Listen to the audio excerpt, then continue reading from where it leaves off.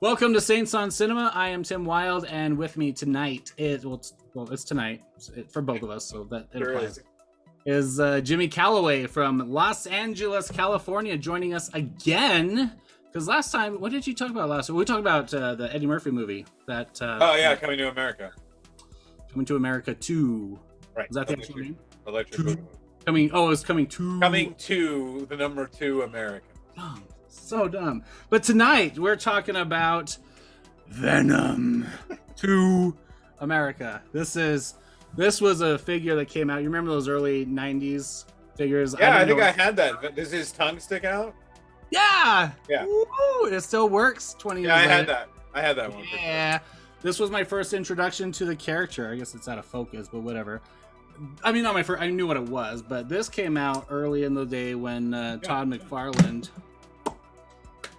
was hot and everything. He's still hot and everything.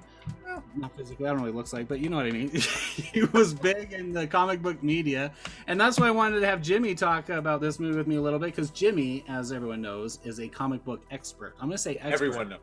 Everyone knows. And I would say a professional, because you've worked in the industry. Yeah. I do. I currently work at. I spent 6 hours at a comic shop today, alphabetizing comics. So you could say I'm real hands-on. You could say I'm really in there. It's like me being part of Hollywood because I work at a Blockbuster. You know, it's like the same thing. Really anyway, no, I wanted to get your take on this before I saw the movie. We actually arranged for this before either of us saw it. Then you saw the movie. And you gave me your initial thought. We'll get to that in just a second, your initial reaction. And then I saw the movie and I said, okay, we got to do a review because I want to get it out. Sure. But yeah, before we do though, Jimmy, this is a spot check for you. I wanted you to give me just a teeny little background on the character Venom, because I was curious about that, because that's one thing about these movies. Now, I like the first one. I really did. Yeah, same. Venom was really fun, and that's the thing. It was fun because it knew what it was. This is what I said. I think I said this in my personal review too, but like, it knew what it was and it leaned into that, and it didn't pretend to be anything more than that, and it nailed it. Like, out of the park. It was fun. Tom Hardy scenes, is him being himself, the dual, the conversations with himself with Venom and everything, the Heckle and Jive stuff going on. Like, they nailed it. It was comedic, it was fun, a little spooky, plenty of plot holes in that movie, and I went into that in my review at some point. But this one, I was gonna say my reaction, it tried to be more, and it sucked. Like, it really sucked. Like, the first movie didn't do so well in America, it did way good in Japan because that was all their marketing. They really did really well with it. But it's a fun movie. It's a fun American movie. It's a fun comic book movie. And this one tried to be like, well, we're gonna like have fun with some of the jokes, but we're gonna try and be like a little darker, grittier, kind of a cooler Carnage movie. And they did not execute at all. No, I would. But I just want to say, this is my main strength for the first movie, and I want to have you explain to me a little bit about Venom. The first one did a really good job of setting up who these characters were. I didn't know anything, and you can tell me if this is accurate or not, other than he had teeth, big eyes, and he ate. And I didn't know he ate people till the Ultimate Spider-Man video game came out, because you could play as Venom swallowing people on the streets instead of slinging around. He could actually eat people. I was like, is that a thing? I didn't know what he did. I just knew the suit. I knew Black Suit Spider-Man, and the symbiote absorbed him. Then it went into some other guy. Didn't know who Eddie Brock was. And that was about it. Then I saw Spider-Man 3. Terrible movie. Terrible Venom execution. It's better than Venom Let There Be Carnage. I can tell you that. Yeah. I did like the scene where the bell tower scene, when it came down and... That was awesome. I like Spider-Man 3. I will stand behind. I will defend Spider-Man 3. Ooh, love my main defense. I don't generally defend movies, but when I do, my main defense is, I liked it. I don't care. You had fun.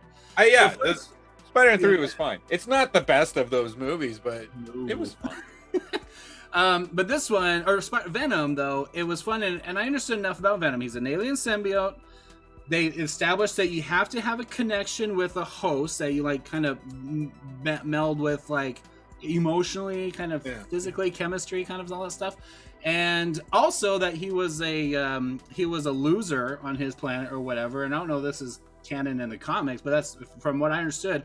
That's one thing that he had along with Eddie Brock was he was a loser, and that's why Riot was so much more menacing than Venom was because he was kind of an inferior in the alien social class or whatever it was. I don't know. He was like the nerd that didn't get picked first in PE on his planet. I don't know. But they established a little bit of that stuff, and I was like, okay, I can roll with this, and that's it. That's all I needed. Yeah. This one didn't make any sense. And we're gonna say right now spoilers. We're gonna get into spoilers and it's because there's nothing else to talk about this, but why it was bad.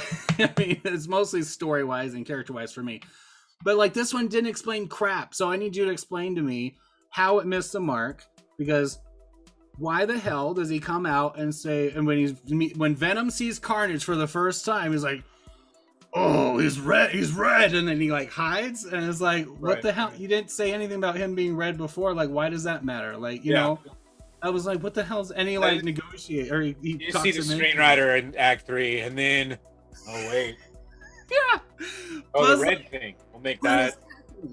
And then they're like, well, that means he's blood fused or whatever. I'm like, what the hell? They didn't explain. Even if they just said that, fine. Mean, yeah, I'm not as well versed in all the Carnage stuff. Like in the early days, I remember pretty well how Venom came about and how Carnage came about.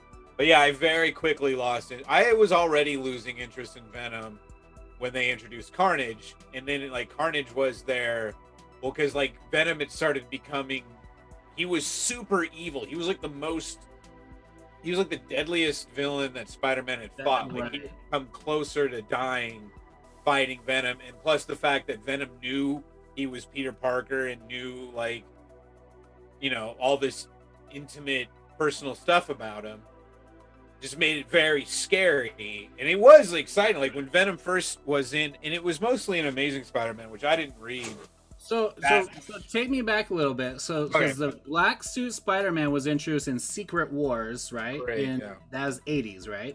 Yeah, 84. Venom was the symbiote concept was there. If I remember, I've never read it. I've just seen pictures of it, and I remember, and I had the black suit Spider-Man from the toy line. What was it? Secret Wars, yeah. It was Secret Wars Toys? That was the name of the figures? Oh, yeah, the Secret Wars comic was created to promote those toys. Secret Wars had come up, that was Hasbro, I think, or Kenner, whichever toy company came up. I think it was Kenner, yeah. And I that was a cool one to get. We had a few as a kid, but Black Suit Spider-Man was awesome. There was no Venom at the time. No, at the time there was not. So was he was a symbiote originally. You're right. So the story was in Secret Wars, all these heroes and villains get inexplicably taken to Battle World where they have to fight each other for the amusement of the Beyonder, who you never see until Secret Wars 2.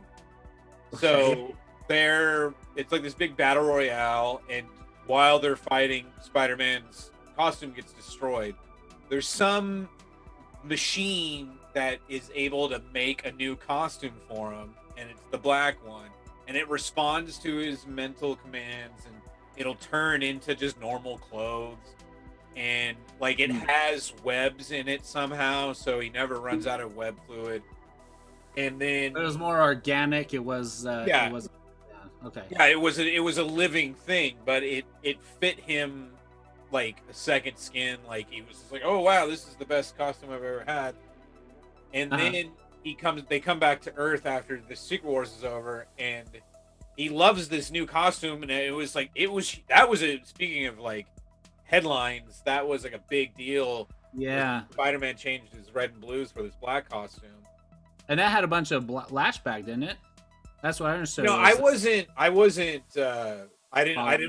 there for all that. Like I didn't start collecting comics till a couple years after that, but it seemed like it was pretty popular to me in hindsight. Like I was like, oh, I was glad they had gone back to his red and blues, but I remember watching a video years ago, and that's, now that you're talking about that, it reminded me of, if I remember, they were talking about how they set on the black suit, everyone loved it, looked so cool and everything, but then it was like, but we got to go back to his original thing. And so then it was like something that would come out periodically, like Black Cat loved him in it, and so he'd Yes, bring out yeah. stuff like that. So I don't know. Yeah. Well, But that was there was no Venom stuff or any of that though.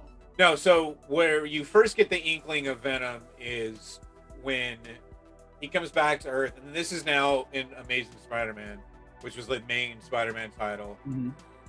He's going about his, daily life, being your friendly neighborhood Spider-Man. But when he goes to sleep, then the costume overtakes him and starts going out and fighting crime, and he's still asleep the whole time, so he has no idea. And so the longer time, but then he starts going, I'm like, is he tired all the time? He's got bruises that he can't, because he gets into fights and stuff he can't explain. Doesn't know what happened. So, they play with that a little bit in Spider-Man 3. Now that you mentioned that, he appears on the windows like, whoa, what am I doing? Yeah. And that was, I think even Sam Raimi said that Venom was really tacked on to that movie. Like, he didn't really care about Venom, but they weren't going to do a fourth one, so they just tried to cram two, like a Sandman and Venom. I heard that too. Yeah. So it was forced to, and that's what everyone says. It was overbloated with villains and storylines going on in that movie, and he was like, "Well, I didn't want to do that part," which I thought was the only part that kind of it was kind of, I don't know, whatever. Okay, we're gonna do that movie another day. So then Spider-Man goes to the Fantastic Four. He goes to the Baxter Building, and he tells Reed Richards what the deal is. And then that's when Reed Richards studies the costume, and he goes, "Oh, this is an alien. This isn't just some technology that we're unfamiliar. This is a thing. This is a conscious being." And then at that point, Spider-Man tries to take it off, and it won't come off of him. Yeah. So that's when Reed Richards has to shoot him with the sonic gun, and so he can separate. Yeah, like a sonic cannon. So that was, I think, when we first learned that sound was one of Venom's weaknesses. So at that point, that's when, from then on, that's when the symbiote is like, now it hates Peter Parker. And then it's like a couple years later when they introduced Eddie Brock, who was a rival photographer for the Daily Star, like another newspaper in New York. And Eddie hates Peter Parker because he's a better photographer than him. And he's also a big, giant psychopath, just kind of in general. Brock? I don't remember exactly how he finds the symbiote now that I'm talking about. I thought it was the belt. I thought that was accurate to the comics. That sounds right. I thought that he actually was in there praying and for that vengeance against. Oh, is that what happens in the movie? Is that the bell tower? Yeah. See, that's not. Yeah. That might. That's because I remember. I thought that Reed Richards shoots him with a sonic cannon. That's what separates them, and then he kept the symbiote in the Baxter Building. And it's somehow, I think, at some later date, the Fantastic Four had a big fight, and it escaped somehow. So that's how I remember it. But yeah, my recollection is a little hazy. But when the symbiote and Eddie Brock meet and bond, then it's like, oh, we both hate Peter Parker. Let's get together and eat his brain. The rest is history. Then the rest is history. So, what did Todd McFarlane? Was he a key in? Todd McFarlane was, yeah. I think David Michelini was the writer for Spider-Man at the time, and McFarlane was the artist. So I think they have co-creator credit. I mean, they didn't create the symbiote, obviously, but right. So the symbiote was running around for a little bit, and then a few years later, they were trying to, flesh out this story, and then they came up with Venom. Yeah. Okay. So that was early '90s, right? Yeah, maybe later. I remember that was when McFarlane was. It might have even been like '89 in there somewhere. Yeah. Okay. But the early '90s was when Venom, definitely blew up. So when did Carnage come around? So then Carnage came around after, at some point. Oh yeah, so there was for at least a year in Amazing Spider-Man was Venom versus Spider-Man, and then finally Spider-Man beats him and he gets thrown in jail, and for whatever reason he is bunkmates with Cletus Cassidy, who is a serial killer. I don't know why they wouldn't put him. Was that in the who was it? Cletus Cassidy. That's Woody Harrelson. Yeah. Okay. And So that was accurate. So he's Carnage. well, sort of, because in the movie they're not cellmates. I don't even know how the hell they know each other in the movie, because I do vaguely remember the end of the first movie. They introduced Cletus, and I was Yeah, like, he was the Easter, or he was the after credit okay. scene. But then, Yeah. so I guess in that scene, and also at the beginning of this movie, they're like, "Oh, we're old friends," and I was like, I don't remember any of that. Him and Brock. It was just, I thought it was just because Brock was the journalist that was always like taking these weird stories and trying to expose everyone, and so he was. It's almost like he wanted to cryptically tell his story. And I think in this one they wrote in this idea that he was trying to reach out a secret message to his girlfriend, whatever her name was. No, that was something that the movie did that was a little more, I don't know, want to say believable, but was certainly, because in the books they just meet in jail, and Okay. and they're cellmates, and Eddie doesn't like him because he's a psycho, but and then there's something. This has always been kind of confusing to me because it's been a long time since I've read it, but we're like they had separated the costume, the symbiote, from Eddie Brock before they put him in jail, but part of it was still somehow in Eddie, and that part of it was pregnant somehow. And so it gave birth in their cell, and then that's the Carnage symbiote was what the Venom symbiote gave birth to. So Carnage came from part of the Venom that was still in Brock as cellmates. Yeah. And that's why in the books, Carnage will often call Venom Daddy a lot. Yeah, he said it in the movie. I was like, Yeah. because it was his blood sample. That Like, was that was like, it was really stupid in the movie where he bites him, and then that's how he gets it. Like, it's, So was this blood symbiote? Was that a thing then, or I don't think so. I don't remember anything to that effect. I just remember the fact that Carnage was red. Was never really, because this was back when, it seemed to me anyway, back when they didn't need to explain all this stuff. Yeah. Why is Carnage red and all whippy and tenderly? Who cares? He looks cool. Yeah, it looks cool. Let's go with it. That's the way the comic book, the covers were, especially with Marlon. That's the way it looked. And then it goes completely, from there's like the whole Life Foundation symbiotes, which they mention in the first movie, but I don't think anything ever comes of it. And it was like they were all destroyed or whatever. Or they were all on that ship going back. I don't remember. I don't know what was going on. That's what I mean. Like, there's so little of any. The first one doesn't matter. The first one it works. It's just a simple story, and it tells that story and has fun. And this one is like just as simple of a story, but it just did not execute. So let's kind of break down what the hell happened in this movie. And I'll say the couple things I thought worked really well.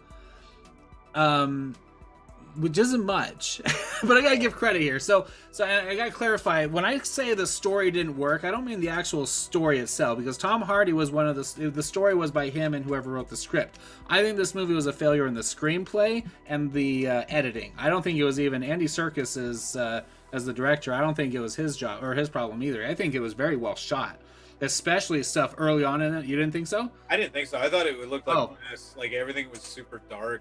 It was hard to see. Well, it was. I also kind of remember thinking that from the first movie too. Yeah, the first one, especially like that first chase scene where he's on the motorcycles and stuff, it's hard to telegraph who's where and everything. But earlier in the movie, when there's a lot of cool shots of the buildings, or really cool shots of really cool stuff, which I thought was interesting because Andy Serkis has spent half of his career in a mocap suit, as a CGI character, and watching the fun transitions, like when Venom would start running on the top of a roof and then start sliding, and then the camera would like blur for a second, and then Eddie Brock's foot would come out and stuff, like really cool stuff like that, which in the first one that was a little distracting, like when they'd be like in a fight and then like he'd hit the guy really hard and like the suit would come off, stuff like that. This didn't have any of those kind of cringy moments for me. It was really, everything with the suits, the way it worked out was really cool, except for the problem for me was when he's fighting Venom at the end. Carnage can have him pinned up against a wall with his 4 appendages, but he can't shoot out tentacles and stuff. I guess that only works when he's cooking eggs at the apartment for some reason, but you know what I mean? I'm like, why is he so weak and why would just little teeny piece going into Woody Harrelson's mouth just suddenly make him a bigger substance and more deadly, just stronger and everything. I was like, you gotta have some stupid line of dialogue to say that, you know? You can't just make him more scary just because it looks cool. That works on a comic book cover, you know? But like, well, that's what I think. That's what I think. Most of this movie was. They were like, well, Venom works somehow, so why don't we just? And they had no idea how. Well, because, and this is how I remember it. And I could be wrong, but it was like, I think I might have made mention of this already. But so Venom was like this super scary Spider-Man villain. Like I remember the time, just like, this is the Green Goblin or Dr. Octopus. None of them were as like homicidal as Venom was. Like actually Venom, eating people and stuff. He was really a killer, and also he knew all of Peter Parker's secrets because and the spider sense wouldn't work against him. Like that's right. Yeah, I forgot about that. The his spider sense doesn't work against Venom, so it felt like higher stakes, like we kind of talked about before. Once that ran its course, Venom got so popular that they just couldn't keep him at that level of homicidal. So he started being more, and also the time like the Punisher was huge, and Wolverine and Ghost Rider, and like these anti-heroes. So they started making Venom more like that, but he was like a lethal protector now. So like he's still protecting, he's being a superhero. He's going about it in non-heroic ways. So then they were like, well, now we need a bad one again. Oh, let's do Carnage, because then it was like, pull out all the stops. This guy has no moral center at all. He's a complete psychopath. We don't have to worry about him getting nicer. You know what I mean? We already have Venom. Right. So we'll just make Carnage the new Venom, and Venom can be the new Spider-Man. I see what you're saying. So it's like, so it felt like with this movie, it was the same thing. They were like, well, the first one worked. How? I don't know. Throw another one in there. That'll work. Color more tentacles, and it should make more money. We just have to notch it up some. But I mean, it really, it's completely devoid of any kind of character development or any kind of real story or any kind of anything else, and so it's so boring. Yeah, even Woody Harrelson at the end of the first one with that teaser, I was like, "Oh, that's gonna be awesome." Because I was like, "Oh wow!" And I don't really care for Carnage, but with that first movie, I was like, "Oh, this isn't." And I mean, Woody Harrelson is perfectly cast as Carnage. Yes, nothing wrong with him. But like Carnage, the symbiote has like 3 lines in this movie, and you don't even understand where the symbiote comes from as an entity, and he has his own motivations and stuff just for no reason. And like it seems like they built up all this story for what's his name? I'm not gonna keep saying Woody, but I might as well. Cletus? I'll forget it anyway. So it was like, here's all Cletus's motives and his girlfriend and everything, which I thought was pretty well set up. I thought the background scene where with the little stick figures, the Calvin and Hobbes drawings going around like kicking the grandma down the stairs, all that stuff. I was like, well, that's kind of cool. And the beginning scene didn't work for me, where I felt like I was watching X-Men Wolverine Origins, whatever that movie was. Like that's how the beginning of the movie felt like to me, even though I actually liked that movie. I'll defend that one. But like other than that, it was just him in jail, just kind of like pissing and moaning his weird stuff. Like the whole thing with Venom seeing the Goonies rocks and figuring out where the corpses were buried, all that stuff, and like the little argument between him and Venom really seemed kind of forced. It didn't seem like it made a lot of sense when he has this whole thing where he can't eat people. It seemed like they could have really dug into that was like his betrayal of promises. You could have a little more little higher stakes with their relationship besides that stupid fight they had in the apartment, which went on forever. It was way too long. Really bad. I think it could, and also the relationship. I think the 3-way thing that they had in the first movie, the chemistry between the 3 of them, especially when she had the suit, was awesome and kind of hot. There was some intriguing stuff there you've never seen in a movie before. This one, they had that in that one scene in the alley as a joke, but it was like, there's more going on. Like Venom also liked being her, but he's like, dude, we're losing our 3rd member, and it was like totally like that. And you kind of got that hint at the end of the first movie. And it was just like, why? I mean, some of those more personal things should have been a more fueling their arguments. Besides what other stupid, I don't even remember what their stupid fight was. What was it? That's why I was throwing the TV out and the chickens. Yeah, because she also was going. Oh, right. You're talking about Venom and Eddie. Yeah. Hers, Yeah, they were okay. Crazy. They didn't spend time fleshing it. Yeah, that was pretty much it. They were stir crazy, but like. Oh, and that was it. He was like, I say I've done everything in your career. I'm the one that figured everything out, and then you don't give in whatever. It was just too kind of a cheap buddy cop movie kind of a thing from the 80s. It didn't. Yeah, and that's like that is an aspect of the character that they've really only gotten into more lately. I guess it makes sense. For the second movie, they're like, well, we have to have more, because the symbiote doesn't really talk a whole lot in the first one, does it? It talks to him. Like there's scenes like where he's like gonna jump off. I'm just remembering this, where he's gonna jump off the roof, and then it cuts to him in the elevator, and he's like pussy or whatever, that. Like they had some funny moments, and that was the heart of it. Was the him and Venom learning to get along with each other and work it out. And then when she came in, it was just kind of a fun little side adventure for Venom, and that was a cool little dynamic. But like. The conversations with them were great in the first movie. The conversations with them in this one felt like a sitcom version of the first movie, and it was just I mean, I don't remember you remember the first movie way better than I do, but just as a movie, like I was like, I'm already tired of this dynamic, and honestly, I love Tom Hardy. I think he's a great actor since he was in Bronson. I've been a fan of his. I really feel like he was phoning it in. I feel like for this one, it feels like he would stop acting to do this movie. Like it was almost like he just, and same with them. Like Michelle Williams is so good in everything she does, and she really felt like she didn't want to be there. I mean, I felt like Woody Harrelson did a good job as expected with that character, but also it's not that great. Like I could have watched Natural Born Killers again. I would have enjoyed that more, I think. His chemistry with his girlfriend was really like you could see like the real heart there that he really cared. Like, and there was like one moment, maybe two moments where he was kind of pissed off at Carnage. But like even them joining forces was like it just happened in like 10 seconds. Like he jumped in the car and like when they're spread out all over the tree and she screams at the helicopter and he knocks her down or whatever. I was like, ooh, that's gonna be interesting when they develop that there's the third person doesn't like this threesome situation. Yeah.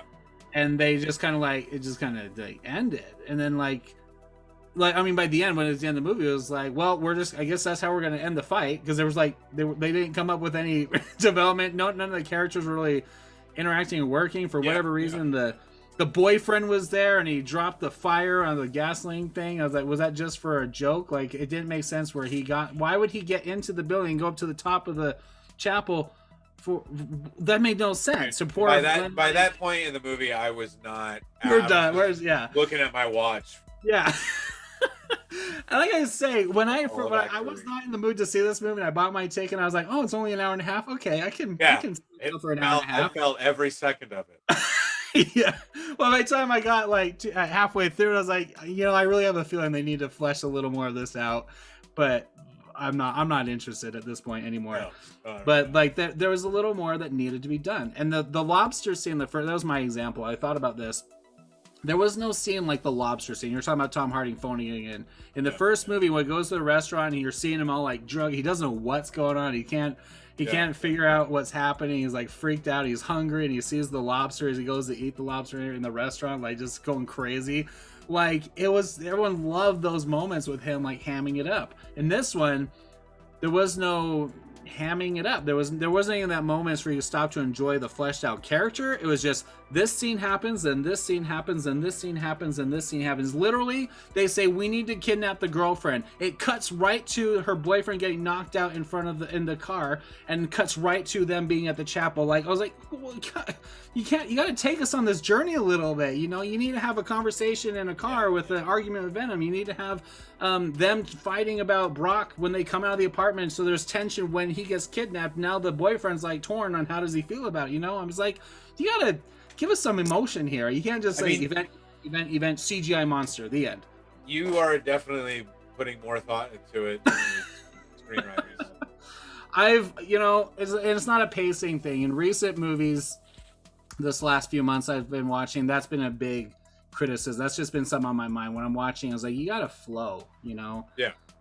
And it doesn't mean it has to be longer. The first one, I don't know what the runtime was. The first one flowed though, because you had scenes like the lobster scene. You had scenes with them in the lab when the symbiote was trying to escape and go into the ventilation system. The scene where it got it and they stopped to make out in the woods, and like that was kind of interesting, like even the stuff with the scientists in the first one with the suit not accepting the host and like killing, and the homeless guy, the guy in the convenience store getting killed, and the lady getting razzled by him. Like, this was all story development, though, but it was also like, establishing why we care about these characters.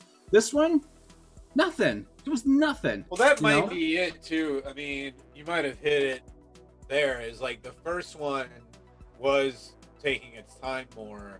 Yeah. And then so they're like, well, now people want to just see Carnage and Venom. Carnage. And it's like, all right. I mean, I can see why you thought that, but those comics weren't that good. That's like, I tried to read this movie was based, at least in part, on the Maximum Carnage storyline, which was like 92 or 3.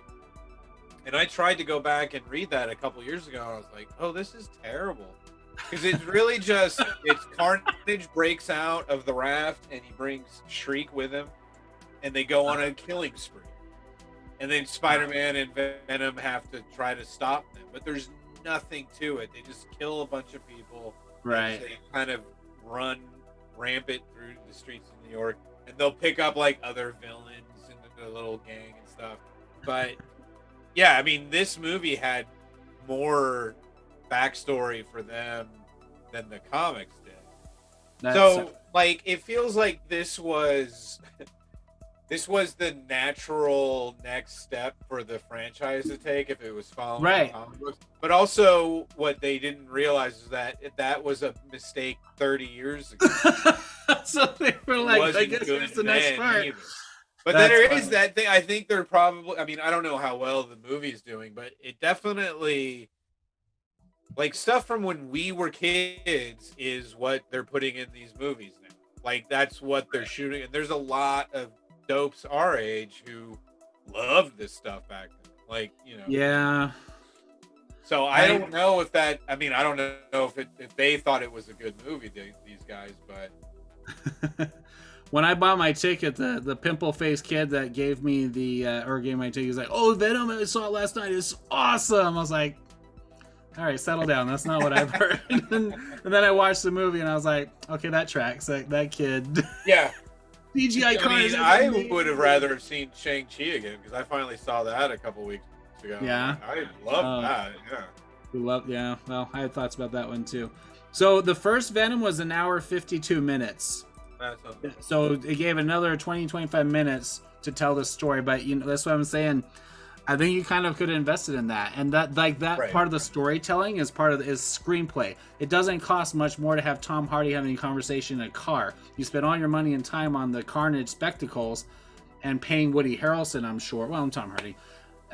It's not just casting. The effects looked amazing, and that's why that was my conclusion. Was anyone that liked this movie, you were just easily sold by a spectacle of the cool. It's like lightsabers in the new Star Wars movies. If you enjoyed the movies, you're just whatever they can do with lightsabers, you're just hooked, and you don't even care when it's a terrible story being told.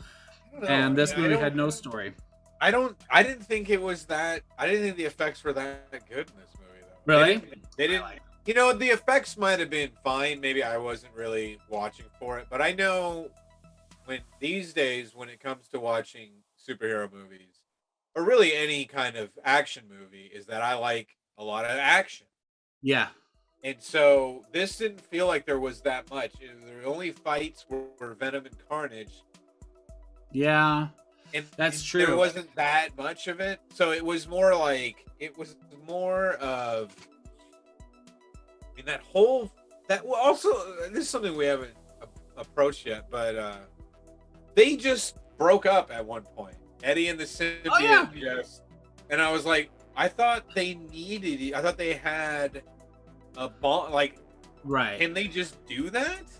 Well, yeah, because Venom just walks in and collapses after the hilarious scene at the rave or the party, underground party went to, giving his speech, and it was like loving his cosplay and stuff. So I that was when I really was feeling my age, because whatever rapper or whoever was in there, I was like, oh, this is probably a very famous person, some guy who I've never heard of. Right. So thank you for that, Venom. Let There Be Carnage. It's making me feel like an old fart again. Like, right. I hadn't felt that way in 40 I felt that way when I watched Free Guy, because they had that scene in Free Guy. I don't know if you saw it or not. I did actually. Where they had all the podcasters and Twitch kids and everything. Yeah, I was like, I don't know who anyone. I took my son to see that movie, and he hated it. He's 13, so he hated it because of that. He's like, oh, they use all these guys, and I went, oh, great news, son. I don't know who any of those idiots are. So it had been no bearing on the films. Right. I enjoyed it. I thought it was fun. Right. The big dumb action movie. That's what I'm talking about. That was like a big dumb action movie with just constant big dumb action scenes, and this Venom movie didn't have it. I don't. Yeah, I agree. The first one, I mean, yeah, you had that, and then he goes and he collapses in the convenience store, like, I need Venom. I thought that was gonna be a big plot point, but no. As soon as he shows up, she's now bonded with Venom, and he just chooses to go back with Brock. I'm like, right. Okay. That seems like low stakes to me. Then. Yeah, and like, all why of those, are they even together at all? Right, and that's what I'm saying. That felt very sitcom-y drama, not the drama in the first movie, right. Like trying to escape or Riot killing people, his career, his girlfriend, like all that stuff felt a lot more real. But yeah, the action, you're right. Other than the stupid fight in their apartment, which went on way too long, it wasn't that awesome. No, it wasn't. He beat up the mugger for 1 second. He just flipped him into the dumpster, and I can't think of much more other than, well, Carnage killing guards very easily. Like, and it's not like he's supposed to have a challenge. Like, their big escape was fun.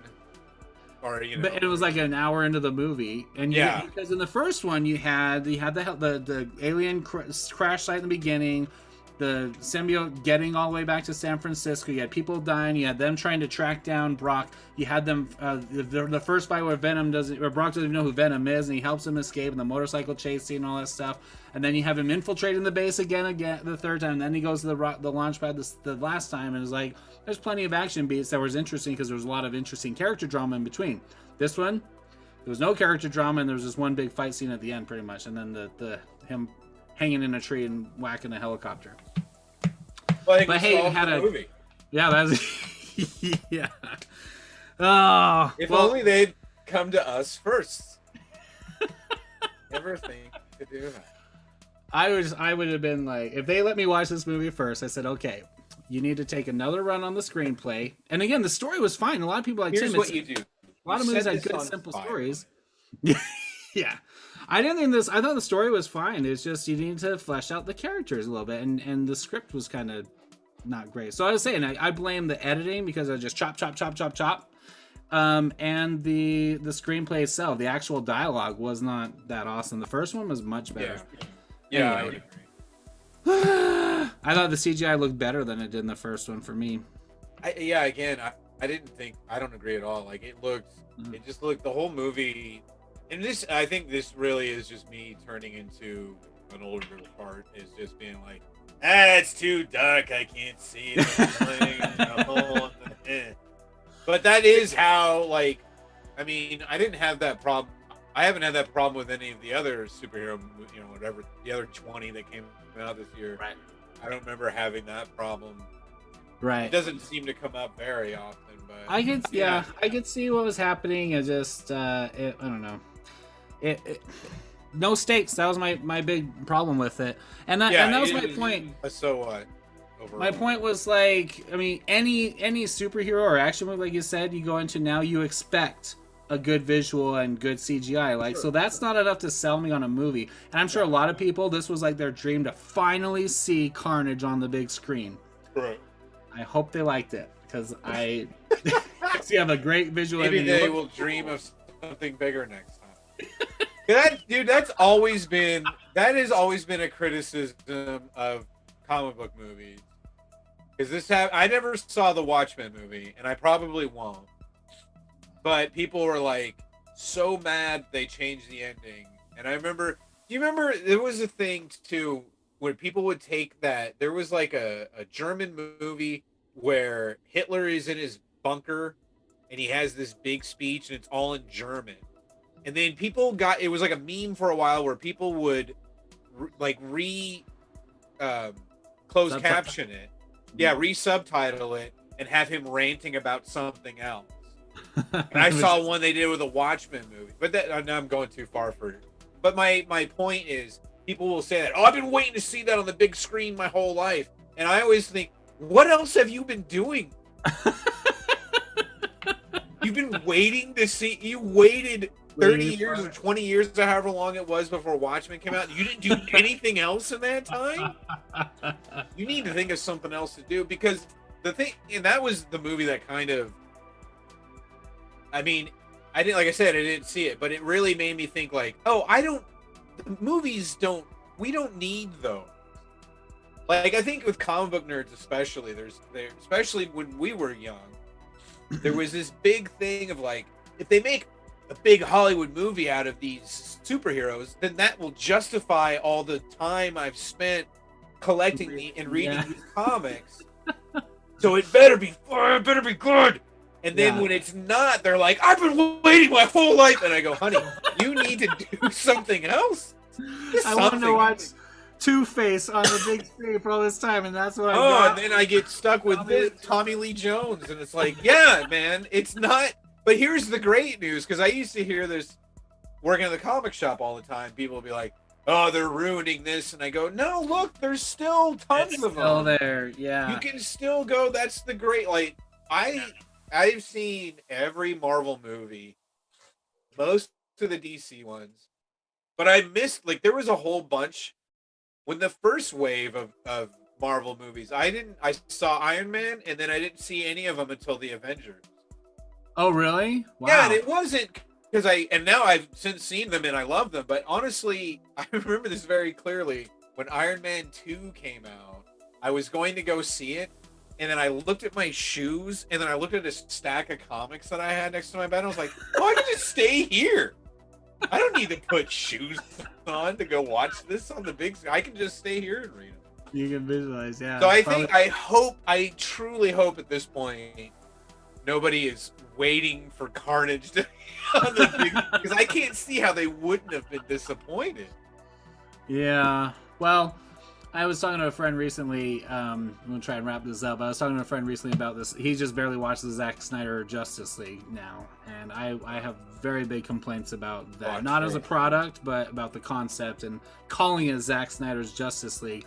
Because my argument is the original one was still Zack Snyder's Justice League. I don't think Joss Whedon completely changed that much. I mean, everything in a couple months of post-production. You don't think he made it into the Avengers, which is what I thought that movie exactly was. But anyway, his point. We were talking about some of the good things I liked about it, and he said, "Well, it was really cool. We finally got to see Darkseid on camera in a motion picture." And I was like, "Yeah, but did we like?" Right? Yeah. We saw what he looked like. They mentioned his name in the first one, which got a lot of people, like Kevin Smith, talking about that, how big of a deal that was, even to hear his name or hear Steppenwolf or see Steppenwolf, where he was a kid. He never would have imagined ever seeing that on the big screen. I get that coming from that distance, he's a little older than us. But like, we didn't see Darkseid do anything. He stood at the doorway and then the door closed on his face. So it's like, and I don't want them to make more of those movies. I hate the Snyderverse, but people that saw Carnage, at least they got to see Carnage do action, and he had like 2 or 3 lines. Yeah. I don't know. I liked the first Venom movie. I was satisfied. I enjoyed it a lot, and I hope they make another one and hope they can fix it. And obviously now they have to. Let's talk about the post-productions or the post-credit scene. Right.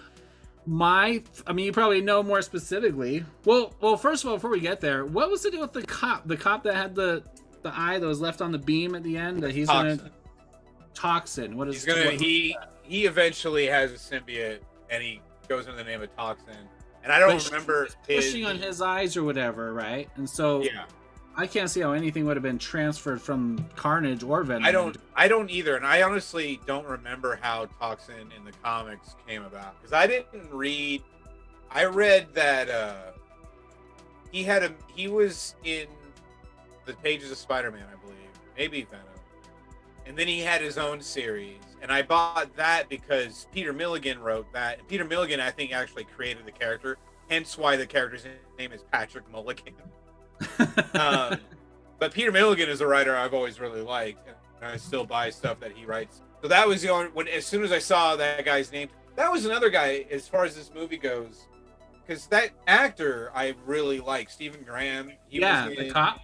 Boardwalk Empire, and he was in Snatch, and I think another Guy Ritchie movie somewhere. He's an English guy. Yeah, I liked him. And I did not like him, and I thought everybody was. I mean, I was curious about where they're going with the character with it, because he had a lot of reason to have animals. He'll have another symbiote, yeah. Yeah. So he's a symbiote. I had to look him up. He was like red and black. Is that him? Yeah, that sounds right. All right. So okay, well, whatever. So end credit scene. They're in Hawaii or whatever. They're in the Caribbean or whatever in a hotel room, and then Venom's seizing his mortal brain that he couldn't handle all this space data crap that he has in his Venom brain. Right. And he said, "I'm just going to show you a glimpse so you can see that you can't handle it." And he's just like, "Whatever, dude. I don't really care." Yeah. And then things shuffle, and the background kind of transforms, and then he comes out a little moment, and he's all doesn't know where he is, and all of a sudden on the TV is the reveal of Tom Hardy as not Tom Hardy. Oh, what's his name? Whatever. Tom Holland as Holland as Spider-Man, and without a mask on, which was kind of weird because that's not how the other movie ended. But whatever, maybe you're right. Part of this one. But he's there, and it reveals, and then Venom goes, "Oh, that guy," and he like licks the TV. Yeah, I don't know how I feel about this one already. Because I knew the first movie wouldn't be connected to the MCU, but I was like, I don't understand how you can really have Venom without Spider-Man. See, in the middle of this movie, and that's my thing, is he was like, we're gonna go on and be vigilantes, and now we're on the run and all that. That's kind of how what they alluded to at the end of this movie. My thought in the middle of this movie was, I didn't really care in the first one. I was like, it's his own little thing. It's cool. And this one, I was like, this Venom character, I don't see how that works with a Spider-Man. And I like this Venom character doing his thing. And then when they switched it, or when they changed it at the end, I was like, oh, well, now what I think is now we're in a multiverse. I think they multiverse Venom. So now, isn't that what the new Spider-Man is? It's like a multiverse. I have no idea. I try not to know. Yeah, I don't want to know before. I haven't watched the new trailers. Whatever. But in any case, that's the thing, because they're leaning into the Spider-Verse stuff because that was such a big success. So I mean, I can see them playing with it. Yeah, it's a fantastic Spider-Man movie. So if that's the case, then Venom may have had some history with a different version of Spider-Man in the Venom's universe. Yeah. Now they're in the MCU universe, and now he's like, ooh, that guy. Not really realizing that maybe they would get along, but now he has this animosity already. Right. Who knows? I'm curious, but that was my. You agree that they were it was multiverse, that he's. From what I understand of because I only saw the trailer for the new Spider-Man movie at the beginning of this movie. But I had heard things where, like, they brought back what's his name as Dr. Octopus. Oh, you didn't see the last Spider-Man movie? No, I did. Okay, yeah. Well, Gene Simmons. But they showed so J. Jonah Jameson was back, or what's his name was J.K. Simmons was back as Jameson. Yeah. But the next movie, like, they were like, I just would hear things. Oh, they're going to bring back this guy from the Sam Raimi movies and this guy from the Andrew Garfield movies. So I'm like, oh, and plus also, like, I think like the next. Because it's because of Doctor Strange, right? Oh yeah, well he's in the movie. I do know that. So, and one of the new, like the Doctor Strange movie coming up was like Doctor Strange and the Multitude of Madness or something like that. Whatever, yeah. So I was like, oh, they're gonna, and plus when they started doing What If for the TV, I was like, oh yeah, they're really starting, which is fine with me. I love the multiverse angle of comic book universes, DC or Marvel. I like that. I like that they do that sort of thing. So yeah, I'm on board for that. Even though I never saw the Andrew Garfield Spider-Man movies. You didn't see either of them? No. I would love your take on those, because as much as everyone makes fun of and hates them, The Amazing Spider-Man is still my favorite Spider-Man movie.